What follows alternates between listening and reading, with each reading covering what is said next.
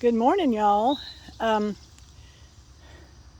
thought I would do a quick overview starting at the Strawbale garden this morning. This is what I look at when I come out here. The red crepe myrtle, hummingbird, there's a dahlia, and then we have just, it seems like there's echinacea. It's really doing good, loves this heat. So let's walk over here and see what's going on with the strawbales. They've really been great, and I will continue to garden with them. They're producing. The tomatoes should be getting ripe this week. We've had a few of the smaller tomatoes, but this is what it looks like. Very pleased with it. It took a lot of work of studying because it wasn't something I was familiar with, but let's see if we can see right quick. There's lots of tomatoes in here, and I see some little ripe ones in there. We come out here every day and look for worms because there have been some, and I see there's some worm activity, so I'll come back after well, there's the worm. There it is. Let me get him off right quick before I go any further. All right, he's done. Now, I know that was quick, swimmy headed. I was thinking this morning about this would be the year that I decided to garden way more than ever before. And I guess it'll be known as the year that I overplanted and overdid. And probably next year I will scale back some because it has taken all my time, and it's been weeks without rain, and for some crazy reason I had decided when we were planting and all that stuff, Brian asked me if I wanted to put the irrigation hoses down, and I said no, that's no need to do that this year. Well, that was a mistake because I have had to hand water everything except the dahlias, and that was, some mornings it would take me 4 hours. So I'm really not wanting to do that. Again, I will put down the irrigation. We have them. They're just in the barn this year. So that was not a smart move. I had no idea that we were going to be so dry. And I was just thinking about my mama this morning when she moved into my grandmother's house. I guess it was 1973. My grandmother lived on a city block, so she had a huge flower garden in the back. Mostly it was just a garden and an area and Mama planted. I can remember one thing I was thinking about is she planted 75 tuberoses. Wow, I guess that was the year that she decided to do as much as she possibly could, because not very long, they didn't live there, I don't know how many years, but not very many years, they decided to downsize. And they moved out of that house. And I've wondered, why in the world would she leave that house? Because it was beautiful and it was history and all that stuff. But I think that year when she planted the 75 tuberoses, and she had a huge greenhouse and they had a huge garden, I think she just kind of did like I have done this year. It's just more than just too much. So I have kind of worn myself out this year and learned a lot of lessons that I need to get this better controlled so that I can have time for something else in my life besides this. It's wonderful. I love the garden, and I think that I needed to do this year to see how much can I do. Well, I can do a lot, but the choice now would be, do I want to?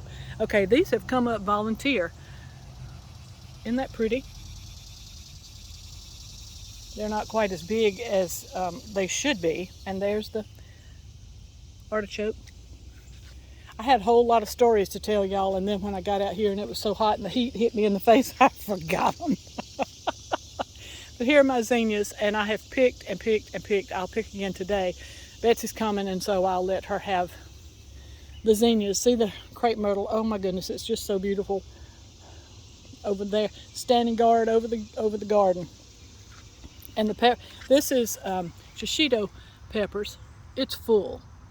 We really like those. You just pan fry them, saute them, and that's all you have to do. Wash them, saute them, and eat them. Like Tina's back there eating grass. I don't know why they love it. Lily's here eating grass. Okay, there's the cucumbers and okra. Let's go quickly here.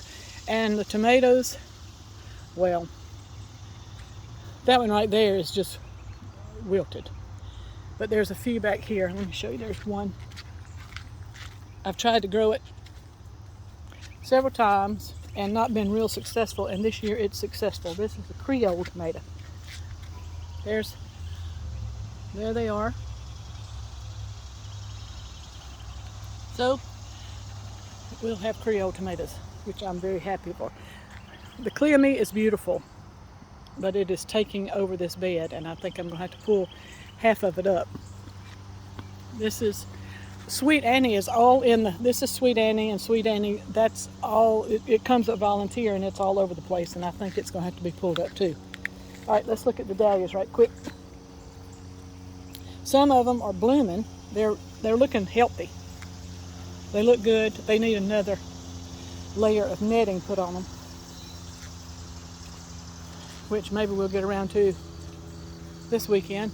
I had planned on it last weekend, but that didn't happen since we only had a 4-day weekend. Oh, this is Harvey Coop. It's beautiful. It gets pretty big, and once I pick it and take it in the house, it keeps blooming. I mean, it keeps getting bigger. So this one's new this year, and it's really good. It's probably the best I've got in the garden. This is Rip City. And I've always wanted dahlias with lots of buds and blooms at one time, and this one looks like it's doing that. So I finally have one. I don't know why this color is in it. I don't understand dahlias half the time, but I still love them and grow them. You don't have to understand everything. This is Otto's Thrill. That's the first bud showing color, and that's one of my favorites. It's slow this year. That's pretty much what they are. There's my eucalyptus. Isn't that pretty? Here's the bed, and then over there. And I hope that if you have the desire, that one down there is right there, Diva. It is struggling. There's a tiny little sprout, but it's, get out of there, Teeny.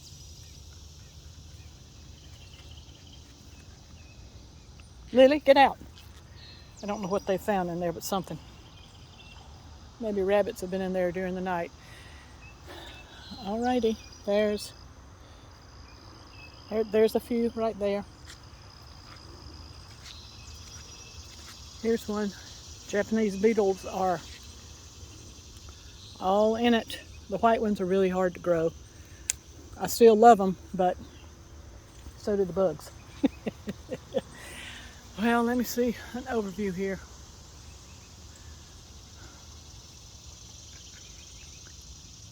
It's really been hot and muggy this week. Just sap the energy out of me, and Brian too. It's just really, I mean, I think about my grandmother, and she had a huge garden. She gardened until she was 81 years old. And I'm telling you, I don't know how she did it. She had a lot of energy, and she had one guy, Arthur Lee, that helped her. And as far as I know, that was the only person that was helping her. So I think about her and her high energy level. Brian helps on the weekend, but I'm usually worn out by the weekend, and so I don't want to be out here. I want to have the weekend off, which I can't always do. But anyway, gardening is a marathon. It is certainly not a sprint, and it takes a lot of energy, a lot of planning, and a lot of want to. So if you're a gardener, you understand, and if you're not, just enjoy the flowers that other people grow. Because there's still so many things I can see out here that I want to do. And maybe they'll get done this year and maybe not. Maybe it'll be next year. But enjoy. There's the cleme and the dahlia over the dahlias. So this is Mona from Winterpast.